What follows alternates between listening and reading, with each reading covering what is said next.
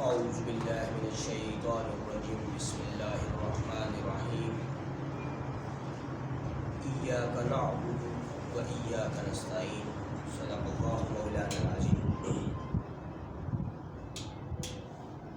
رب غفور کا کروڑا کرم اور احسان کے رب ذوالجلال نے ہمیں اپنے قرآن ذیشان کی تلاوت کرنے کا شرف حاصل فرمایا۔ آج انشاءاللہ ہمارا چوتھا درس ہے۔ سورہ فاتحہ کا ترجمہ اور تفسیر کے حوالے سے بیان ہو رہا ہے۔ آج کے درس کے اندر ہم نے جو قرآن ذیشان کے اندر سورہ فاتحہ کی آیہ مبارکہ تلاوت کرنے کا شرف حاصل کیا، قرآن ذیشان میں رب ذوالجلال نے ارشاد فرمایا ایاک نعبد و ایاک نستعین، کہ اے رب ذوالجلال ہم تیری ہی عبادت کرتے ہیں، و ایاک نستعین اور تجھی سے استعانت طلب کرتے ہیں، مدد طلب کرتے ہیں۔ اب اس آیہ مبارکہ کے ضمن میں مفسرین نے طویل کلام کیا ہے۔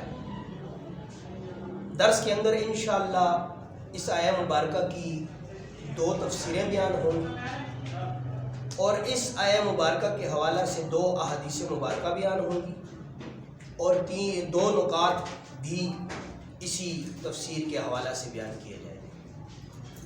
پہلی تفسیر کے اندر محدثین نے کلام کیا، فرماتے ہیں کہ ایاک نعبد و ایاک نستعین، اس کے اندر ایاک نعبد، اے رب ذوالجلال ہم تیری ہی عبادت کرتے ہیں۔ اس سے مراد کہ جب ہم اللہ کی بارگاہ میں یہ کلام کرتے ہیں کہ ایاک نعبد، اے اللہ ہم تیری ہی عبادت کرتے ہیں، تو اس سے مراد کہ ہم باطل کا انکار کرتے ہیں اور حق کا اظہار کرتے ہیں، یعنی کفر و شرک سے انکار کرتے ہیں اور اللہ کی ذات کا وحدہ لا شریک ہونا ہم ظاہر کرتے ہیں۔ اس کی تفسیر کے اندر مفسرین نے یہ نقطہ بیان کیا کہ ایاک نعبد تیری ہی عبادت کرتے ہیں، اس سے مراد یہ کہ ہم اس چیز کا اقرار کرتے ہیں، اظہار کرتے ہیں کہ عبادت صرف اور صرف رب ذوالجلال کی ہے، رب ذوالجلال کے سوا کوئی عبادت کا لائق نہیں۔ وَإِيَّاكَ نَسْتَعِينُ، اور ہم استعانت فقط رب ذوالجلال کی بارگاہ سے طلب کرتے ہیں اور ہم اپنے تمام معاملات، اپنے تمام حوالہ جات اپنے رب ذوالجلال سے منسوب کرتے ہیں۔ ایک تفسیر تو اس کی یہ ہوئی کہ اس کے اندر ایاک نعبد و ایاک نستعین، پہلی ابتداءً ہم کفر و شرک سے انکار کرتے ہیں، اللہ کی وحدانیت کا اظہار کرتے ہیں، وَإِيَّاكَ نَسْتَعِينُ اور اپنے تمام حاجات رب ذوالجلال کی بارگاہ میں پیش کرتے ہیں اور اپنے تمام معاملات رب ذوالجلال کی ذات سے ہی منسوب کرتے ہیں۔ یہ پہلی تفسیر ہے۔ دوسری تفسیر کے اندر جو بیان کیا گیا، فرماتے ہیں کہ سورہ فاتحہ کے اندر جو ابتداءً الحمدللہ رب العالمین الرحمن الرحیم مالک یوم الدین، یہ جتنے بھی صیغے چلے ہیں اور جتنا بھی کلام ہوا ہے، اس سب کلام کے اس سے پہلے کے کلام میں سب کے سب کلام میں رب کی حمد و ثنا بیان ہوئی، لیکن جب باری آئی ایاک نعبد و ایاک نستعین، اس مقام کے اوپر یہاں خطاب کے صیغے ہیں۔ اس کی وجہ بیان کرتے ہوئے مفسرین نے دوسری تفسیر کے اندر بیان کیا، فرماتے ہیں کہ اس کی وجہ کیا ہے۔ یہ صوفیانہ تفسیر ہے۔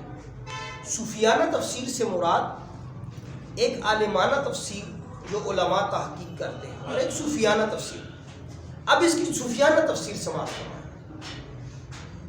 صوفیاء کا گروہ یہ کہتا ہے، صوفیاء ارشاد فرماتے ہیں کہ جو اس سے پہلے جتنا بھی کلام تھا اس کے اندر اللہ کا ذکر تھا، اللہ کی حمد تھی، اللہ کی ثنا تھی۔ اب بات آئی خطاب کی، اب حمد پہلے اور خطاب بعد میں کیوں ہے، یہ نقطہ سمجھنا چاہیے۔ اس کے اندر صوفیانہ تفسیر کے اندر فرماتے ہیں کہ جب انسان اللہ کا ذکر کرتا ہے، اللہ کی حمد کرتا ہے، اللہ کی ثنا کرتا ہے، اللہ کو یاد کرتا ہے، اللہ سے ایک تعلق اور ربط قائم کرنے کی کوشش کرتا ہے، تو جب اس کا وہ ذکر، اس کی وہ حمد اور اس کی وہ ثنا اللہ کی بارگاہ میں قبول ہوتی ہے تو رب ذوالجلال اس کو ایک خاص قرب عطا کرتا ہے، اور اس قرب کے اندر اللہ اور بندے کا ایسا قرب بن جاتا ہے کہ دونوں آپس میں خطاب کرتے ہیں، سبحان اللہ، گفتگو کرتے ہیں، ہم کلام ہوتے ہیں۔ اسی لیے اس کے اندر یہ ایک تصوفانہ نقطہ بیان کیا کہ رب نے اپنے قرآن کے اندر پہلے حمد کے صیغے رکھے تاکہ بندے خدا کو یہ بات روز روشن کی طرح عیاں ہو جائے کہ جب بھی اللہ سے تعلق قائم کرنا چاہتے ہو تو پہلے اللہ کی حمد کرو، اللہ کی ثنا کرو، اللہ کا ذکر کرو۔ جب تم اللہ کا ذکر کرو گے تو اللہ تمہیں ایک ایسی ایک اپنا تعلق اور ربط عطا فرما دے گا کہ رب ذوالجلال پھر تم سے خطاب فرمائے گا، تمہاری طرف اللہ کی تمام رحمتیں متوجہ ہو جائیں۔ سبحان اللہ۔ اس مقام کے اوپر یہ تفسیر صوفیانہ جو بیان ہوئی دوسری تفسیر کے اندر کہ اس کی وجہ یہ ہے کہ اس کے اندر خطاب کی صیغے استعمال ہے۔ اب چلتے ہیں حدیث مبارکہ کی طرف۔ اب یہ جو سورہ فاتحہ ہے ہم اس کو اتنی تفصیل سے بیان کیوں کر رہے ہیں؟ اس کی وجہ کیا ہے؟ اس کی وجہ یہ ہے کہ گروہ صوفیہ نے بھی اور گروہ علماء نے بھی، محققین بھی، مفسرین بھی اس بات کی وضاحت کرتے ہیں اور اس بات کا اقرار کرتے ہیں کہ پورے قرآن کا جتنا بھی نور ہے وہ سب کا سب سورہ فاتحہ کے اندر مجتمع فرمایا۔ سبحان اللہ۔ اس وجہ سے تاکہ ہم اس پر تفصیل سے کلام کر رہے ہیں تاکہ ہمیں آگے قرآن پڑھنے، پڑھانے، سمجھنے، سمجھانے، سیکھنے، سکھانے اور اس پر عمل پیرا ہونے میں آسانی سازی۔ اب حدیث مبارکہ ہے، حضرت عبادہ بن صامت رضی اللہ تعالیٰ عنہ اس حدیث کے راوی ہیں۔ فرماتے ہیں کہ رسول اللہ صلی اللہ علیہ وسلم نے ارشاد فرمایا کہ سورہ فاتحہ کے بغیر نماز نامکمل ہے۔ سورہ فاتحہ کے بغیر نماز نامکمل ہے، نہیں ہوتی۔ اب اس کے اندر فقہا کے اقوال بھی ذہن کے اندر ہیں، لیکن چونکہ ابھی تفسیر بیان ہو رہی ہے اس لیے فقہی مسائل بیان نہیں ہو سکتے۔ تو اس کے اندر اب اس بات کو سمجھنے کی کوشش کی جائے کہ یہاں پر یہ کہا گیا کہ اگر نماز میں سورہ فاتحہ نہ ہو تو وہ نماز سرے سے ہوتی ہی نہیں۔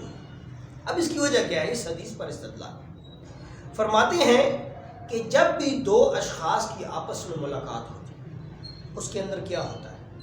دونوں افراد ایک دوسرے سے مصافحہ کرتے ہیں، کلام کرتے ہیں، ایک دوسرے سے تبادلہ خیالات کرتے ہیں، ایک دوسرے کو اپنے جذبات، خیالات کا اظہار کرتے ہیں اور تبادلہ خیالات ہوتے ہیں۔ اسی وجہ سے اس گفتگو اور اس کلام کو ملاقات کہتے ہیں۔ اب غور کیا جائے کہ آپ نے یہ بات سنی ہوگی کہ نماز مومن کی معراج ہے، یعنی نماز کے اندر بندہ خدا اپنے رب سے ملاقات کرتا ہے۔ اب ملاقات کے لیے گفتگو کا ہونا ضروری ہے، جیسے میں نے مثال میں بیان کیا۔ تو اب گفتگو کیا ہے؟ گفتگو یہ سورہ فاتحہ ہے کہ سورہ فاتحہ کے اندر اللہ اور بندے کے درمیان گفتگو ہے۔ پہلے بندہ اپنے رب کی شان بیان کرتا ہے، حمد بیان کرتا ہے، تعریف بیان کرتا ہے، بزرگی بیان کرتا ہے، پھر رب ذوالجلال اپنی رحمتوں کا نزول کرتا ہے، اپنے بندے سے خطاب کرتا ہے اور یہ خطاب کی صیغے اس بات پر دلالت کرتا ہے۔ تو یہ جو نماز کے اندر سورہ فاتحہ ہے در حقیقت یہ اللہ اور بندے کے درمیان گفتگو اور ملاقات ہے۔ اسی وجہ سے ہی کہا جاتا ہے کہ نماز مومن کی معراج ہے۔ دوسری حدیث مبارکہ بیان کرتے ہیں وقت قلیل۔ دوسری حدیث مبارکہ مسلم شریف کے اندر موجود ہے اور اس حدیث کے راوی حضرت ابو ہریرہ رضی اللہ تعالیٰ عنہ۔ رسول اللہ صلی اللہ علیہ وسلم نے ارشاد فرمایا، روایت کرتے ہیں حضرت ابو ہریرہ رضی اللہ عنہ، فرماتے ہیں کہ اللہ تعالیٰ نے نماز کو تقسیم کر دیا۔ اب یہاں پر مفسرین نے اور محدثین نے کلام کیا۔ محدثین فرماتے ہیں کہ تقسیم سے مراد یہ ہے کہ نماز کے اندر نصف کلام وہ ہے کہ جو بندہ اپنے رب سے کرتا ہے اور نصف کلام وہ ہے کہ جو بندہ اپنے رب سے کلام کرتا ہے، اور یہ دونوں کلام مل کر ایک ملاقات کی صورت بن جاتی ہے۔ پھر فرمایا کہ جب پہلی گفتگو شروع ہوتی ہے، پہلے کلام کے اندر بندہ اپنے رب سے کلام کرتا ہے حضور نے ارشاد فرمایا کہ جب بندہ نماز کے اندر سورہ فاتحہ کی تلاوت فرمائے، جب وہ کہتا ہے الحمدللہ رب العالمین، تو اس کے جواب میں رب ذوالجلال اپنی شان کے مطابق کلام فرماتا ہے، اور کلام فرماتے ہوئے اپنے اس بندے خدا سے کلام کرتا ہے اور کہتا ہے کہ اے بندے، میں تجھ سے راضی ہوں، تو نے میری حمد بیان۔ پھر جب بندہ نماز کے اندر کہتا ہے الرحمن الرحیم، پھر رب اس کا جواب دیتے ہوئے ارشاد فرماتا ہے کہ اے بندے خدا، اے میرے بندے، تو نے میری تعریف کی۔ پھر آگے جا کر جب وہ کلام کرتے کرتے آگے چلتا ہے، جب بندہ خدا اپنے رب سے کلام کرتے ہوئے کہتا ہے مالک یوم الدین، تو اس کے جواب میں رب ارشاد فرماتا ہے کہ اے میرے بندے، تو نے میری بزرگی بیان کی۔ تو یہ اب بندہ اپنے رب سے کلام کر رہا ہے اور رب اپنے بندے سے کلام کر رہا ہے۔ اب بندہ تعریف کیے جا رہا ہے، رب ذوالجلال اپنے بندے کی اس تعریف اور اس بزرگی، اس حمد و ثنا کی تصدیق کیے جا رہا ہے۔ لیکن جب یہاں پر آتا ہے کام ایاک نعبد و ایاک نستعین، جب یہ کلام ہوتا ہے تو پھر رب ذوالجلال کا کیا اس پر کلام ہوتا ہے۔ حضور نے ارشاد فرمایا جب بندہ نماز کے اندر یا تلاوت کے اندر جب کہتا ہے ایاک نعبد و ایاک نستعین، تو اس کے جواب میں رب ذوالجلال ارشاد فرماتا ہے کہ بے شک میرے بندے نے میری طرف رجوع کیا، اب میرا بندہ جو چاہے مجھ سے مانگے۔ پھر آگے جب بندہ خدا تلاوت کیے جاتا ہے، سورہ فاتحہ پڑھتا ہے اہدنا الصراط المستقیم صراط الذین انعمت علیہم غیر المغضوب علیہم ولا الضالین، تو جب صراط الذین انعمت علیہم کہتا ہے تو رب ذوالجلال ارشاد فرماتا ہے کہ اے بندے، تو نے میری طرف رجوع کیا، اب میری بارگاہ سے تجھے حق ہے کہ جو تو طلب کرنا چاہے وہ طلب کر لے۔ تو یہ وہ گفتگو ہے جو سورہ فاتحہ کے اندر اللہ اور بندے کے درمیان ہوتی ہے۔ ہم نے ساری زندگی نماز پڑھی، لیکن بس وہ ہم نے نماز پڑھی۔ اس درس کی یہ برکت ہے الحمدللہ، اور قرآن کا یہ نور ہے کہ آج کے بعد ہمیں یہ پتہ چلا کہ سورہ فاتحہ جب ہم پڑھتے ہیں تو ہم براہ راست اپنے رب سے کلام کر رہے ہیں۔ سبحان اللہ۔ ہماری نماز کامل ہو سکتی ہے کہ اگر ہم سورہ فاتحہ کی اس تفسیر کو، اس درس کو سنیں، تو اس سے ہمارا اپنے رب سے تعلق مضبوط ہو سکتا ہے۔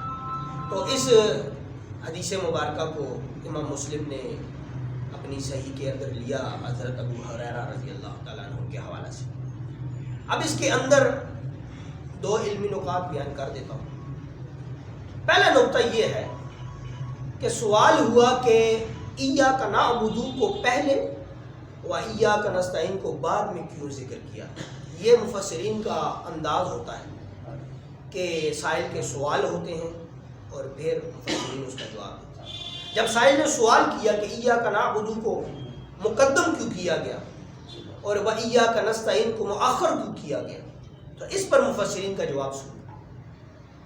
فرماتے ہیں کہ ایاک نعبد کو اس لیے مقدم کیا و ایاک نستعین کو اس لیے مؤخر کیا کیونکہ ایاک نعبد میں اللہ کی عبادت کا ذکر ہے، اور و ایاک نستعین کے اندر بندہ اپنے رب سے مدد طلب کر رہا ہے۔ تو مفسرین فرماتے ہیں کہ قاعدہ اور کلیہ یہ ہے، قانون یہ ہے کہ جو چیز افضل ہوتی ہے اس کو پہلے بیان کیا جائے، اور جو اس کے مقابلے میں چھوٹے درجے کی ہوتی ہے اس کو بعد میں بیان کیا جائے۔ تو رب ذوالجلال کے قرآن کا یہ اسلوب ہے، یہ شان ہے، یہ اعجاز قرآن ہے کہ رب نے جو کلام نازل فرمایا ہے ایک ایک نقطے میں ایک ایک حکمت ہے، ایک ایک نور ہے، سمجھنے کے لیے توجہ کی ضرورت ہے، محبت کی ضرورت ہے۔ فرماتے ہیں کہ ایاک نعبد میں اللہ کی عبادت کا ذکر ہے و ایاک نستعین میں بندے کی ضروریات ہیں، تو اللہ کی عبادت افضل ہے اس لیے ایاک نعبد کو پہلے بیان کیا، اور بندے کی شان کم ہے اس لیے وہ ایاک نستعین کو بعد میں بیان کیا۔ سبحان اللہ۔ یہ نقطہ ہے اس کا۔ اور ایک نقطہ اس کے اندر بیان کیا جاتا ہے، جب ہم نے ابتداءً درس کا ابتدا کیا تھا تو قبلہ استاد جی مولانا مقصود احمد چشتی صاحب آپ تشریف لائے تھے، آپ نے بھی اس نقطے پر کلام کیا تھا کہ وہ ایاک نعبد و ایاک نستعین یہ جمع کی صیغہ ہے۔ تو چونکہ وقت کم تھا استاد محترم نے اس کی وضاحت زیادہ نہ کر سکے، اسی کلام کو چلاتے ہوئے بیان کر دوں کہ اس کے اندر ایاک نعبد حتیٰ کہ یہاں پر اعبد بنتا ہے، تو ایاک نعبد و ایاک نستعین یہاں پر جمع کی صیغہ بیان کی ہے۔ اس کی وجہ ہے، 3 وجوہات بیان کرتے ہیں مفسرین۔ فرماتے ہیں کہ پہلی وجہ یہ ہے کہ جب بہت سے مسلمان مل کر نماز پڑھ رہے ہوتے ہیں تو جو نمازی ہوتا ہے، مصلی ہوتا ہے، نماز پڑھنے والا، وہ اپنی طرف سے بھی یہ کلمہ بیان کرتا ہے، اپنے امام کی طرف سے بھی بیان کرتا ہے، اور ساتھ جو دیگر مسلمان بھائی ہوتے ہیں ان کی طرف سے بھی بیان کرتا ہے۔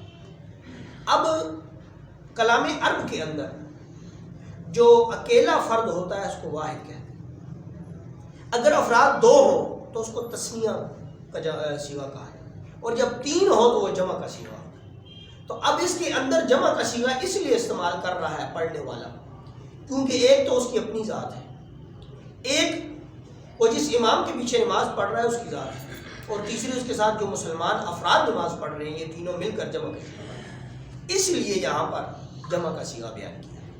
ایک وجہ تو یہ ہے۔ دوسری وجہ یہ بیان کرتے ہیں کہ جمع کا صیغہ متعدد مقامات پر تعظیم کے لیے ہوتا ہے، تعظیم کی وجہ سے، رب کی تعظیم کو ظاہر کرنے کی وجہ سے یہاں پر جمع کا صیغہ استعمال ہوا ہے۔ میں اس پر ایک مثال دیتا ہوں کہ ایک شخص اگر دیکھے کہ اس کے استاد محترم تشریف لا رہے ہیں، اب وہ کیا کہتا ہے کہ میرے استاد محترم تشریف لا رہے ہیں، اب ہیں جو ہے یہ جمع کا صیغہ ہے۔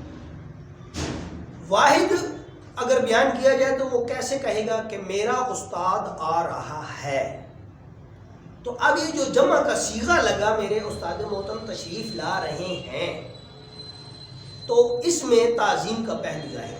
یہ تو اردو کے اندر، زبان کے اندر ہم نے ایک مثال دی۔ اسی طرح کلام عرب کے اندر بھی جہاں جمع کا صیغہ استعمال ہو اس سے مراد فرد جو ہوتا ہے وہ جمع نہیں ہوتا، بلکہ کلام کے اندر تعظیم کو ظاہر کرنے کے لیے کلام عرب کے اندر جمع کے صیغے استعمال کیے جاتے ہیں۔ اس وجہ سے یہاں پر ایاک نعبد و ایاک نستعین دوسری وجہ بیان کی۔ پہلی وجہ کہ نمازی جو جماعت کے اندر پڑھتا ہے وہ سب جماعت کی طرف سے اس کلام کو کرتا ہے، اس وجہ سے جمع کا صیغہ۔ دوسری وجہ تعظیم کی وجہ سے، اور تیسری وجہ جو مفسرین نے بیان کی وہ یہ ہے کہ رب ذوالجلال کی بارگاہ میں عجز اور انکساری کو ظاہر کرنے کے لیے یہاں پر جمع کے صیغے استعمال کیے۔ تو آج کا یہ درس ایاک نعبد و ایاک نستعین کے حوالہ سے بیان کیا گیا مختصر۔ انشاءاللہ کل مزید اسی موضوع کو جاری رکھیں گے۔ دعا ہے رب ذوالجلال عمل خالص کی توفیق عطا فرمائے۔ وما توفیقی الا باللہ۔